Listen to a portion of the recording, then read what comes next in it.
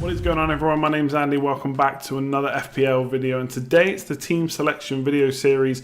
Every week this goes out taking a look at how well my team did in the previous week and how it's shaping up for the week coming, any transfers I'm looking at making, captaincy choices and that kind of thing.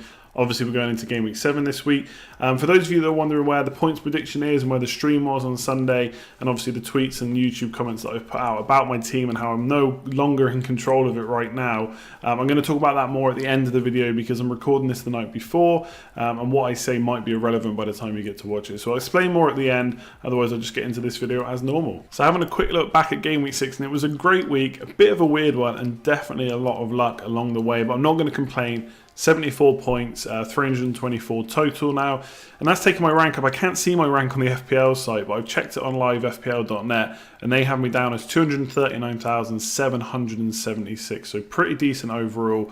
Not as good as I'd like to be at this stage of the season, but obviously there's plenty of time to improve. And like I said last week, if you fall quite a lot in 1 week, then you can definitely rise again in 1 week. So while I'm not quite back to where I was 2 weeks ago, I've cut a lot of the deficit that that I gained last week. I dropped quite heavily last week, and I've come back this week. So looking at the players, Pope got 6 points. Really nice to get a clean sheet. That's 2 in the first 6 games. 1 every 3 games is probably okay. The amount of save points he gets for his price, only 4.5 million. Obviously, that came at the expense of Pookie not getting anything. Obviously, it would have been nice for Pookie to get 2 or 3 goals, but if it came down to just Pookie scoring or Pope getting a clean sheet, I think because of ownership, I was probably better off getting the clean sheet. So not too many complaints there. And I did say on stream, it's the kind of fixture you'd usually expect Burnley to get a clean sheet in, apart from the fact Norwich are playing so well, but they did get the clean sheet, which was decent. Looking at the defence, the transfer I made was Van Dijk to Soyuncu, so it didn't really help me out. Van Dijk did nothing, Soyuncu did nothing, but I had 2 free transfers and not really anything to do with it. And I had to set myself up for next week, get some money in the bank. So I'll talk through my transfers last week in a minute. Lundstrom, 12 points. What a legend. I was driving back from the gym and I heard that Everton had lost 2-0. And I was really annoyed at first because obviously that meant Lucas Digne got nothing. He got 1 point. And then I suddenly remembered I had Lundstrom on the bench and Zinchenko wasn't playing. So he was going to come on for him. And it just clicked a couple of minutes later as I was driving. So that was really good. And to get home and then see that he had an assist and 3 bonus points as well was brilliant. So a lot of luck involved with that. But, that's where you get these players that are going to play on your bench. Like I said, Soyuncu came in with 2 points. He only conceded 1 to Spurs. And generally, they've done pretty well defensively, Leicester. And they've got good fixtures to come. So I'm really happy with him. He's a cheap price.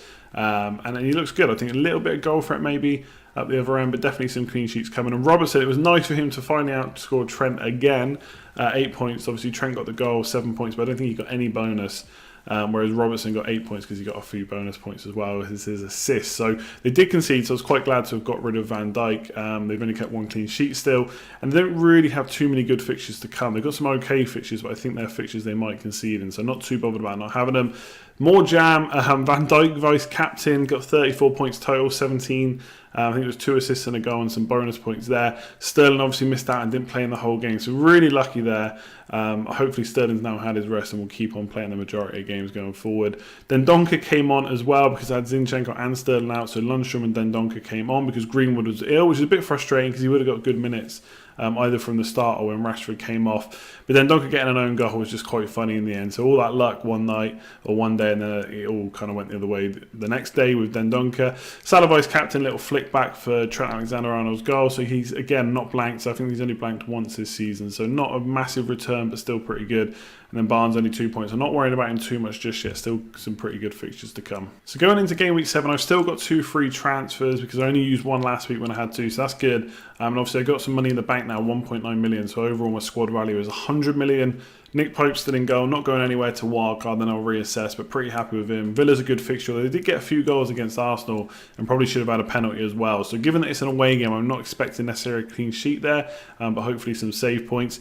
In defence, I've got 2 problems really, or 2 potential problems. One definite problem, which is Zinchenko. Mendy's back now. Now, they might share a few minutes for the first few weeks as Mendy gets his fitness up and starts playing week in, week out.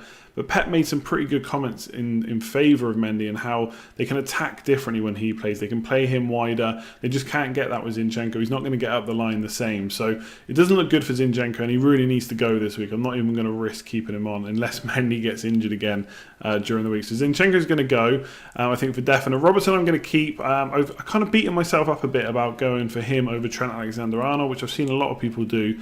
I did look this morning. Trent's only beaten him by 6 points so far, so it's not massively.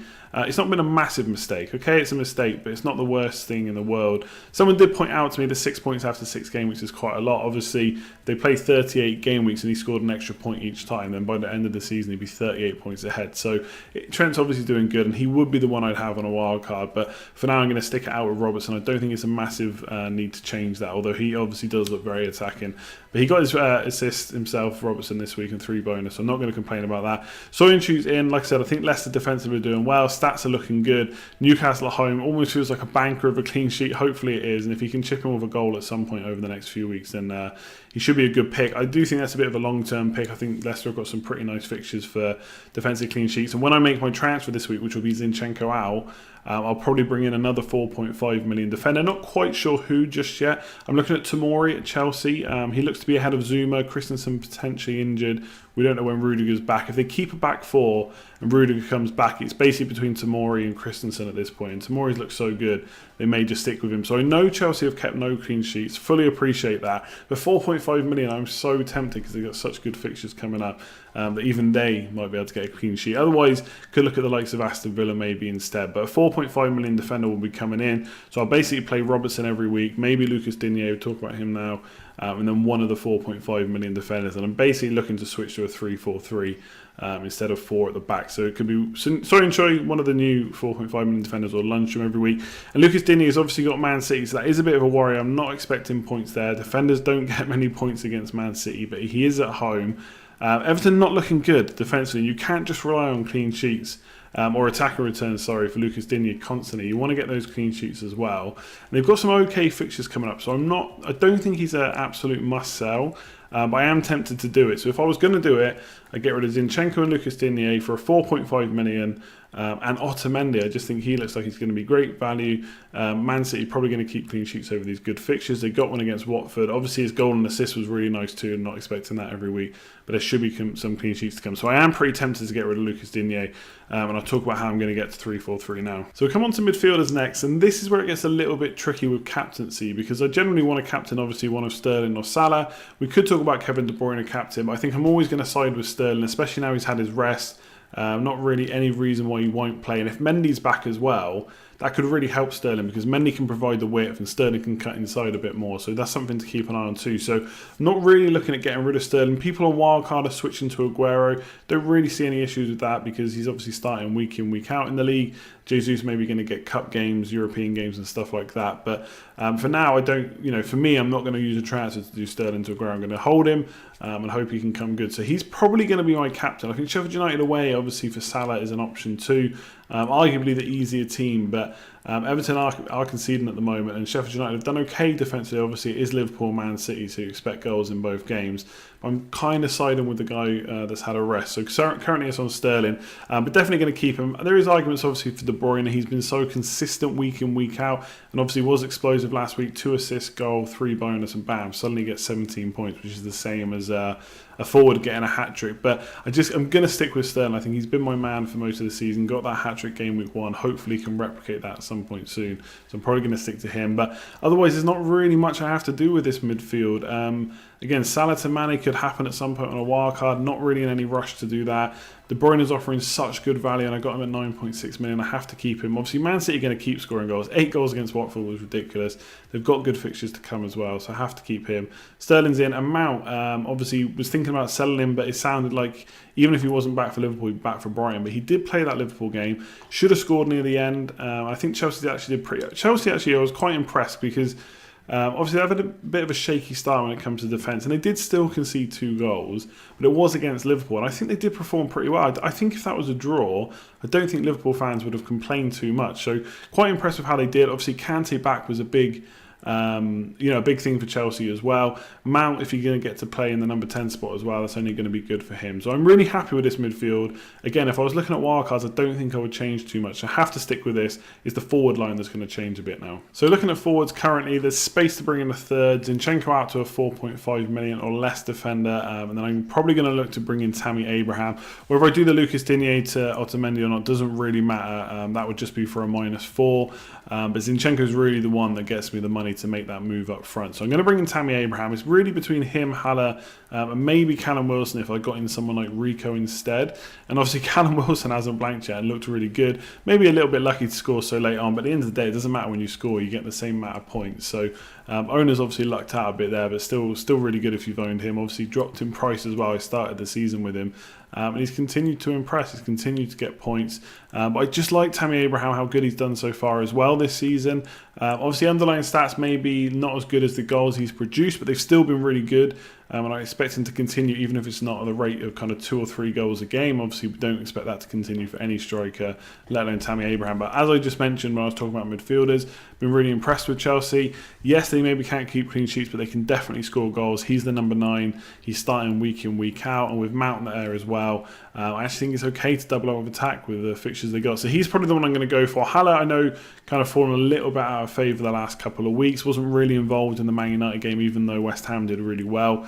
Not to say that he's not going to score goals in the weeks to come, but I just think Abraham with the fixture swing and how well he's already done is probably the one to go for. So that's who I'm going to go for this week. I'm going to bring him in. Just got to decide on my defender. Looking at the other two, Pukki against Crystal Palace away. Maybe not the greatest fixture for goals, but no need to panic about him just yet. Picked him up quite cheap. Yes, he's blanked. He's blanked another time this season, but he's also got points in 4 games. So he's doing pretty well as it is. And Barnes maybe a little bit of a concern. Hasn't looked great in the last couple of games. Obviously, Wood did really well in the last game. Maybe they're kind of swapping goals a little bit. But I think Aston Villa away is a fine fixture for Barnes to get goals in.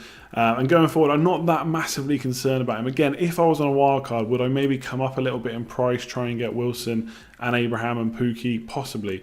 Obviously, there's Aubameyang to consider, who I have looked at as well, but it would mean getting rid of one of De Bruyne, Sterling and Salah, and I'm not prepared to do that just yet. But after Man United, Aubameyang's fixtures are really good, and especially if Lacazette's out for a little bit longer, he's playing in the middle.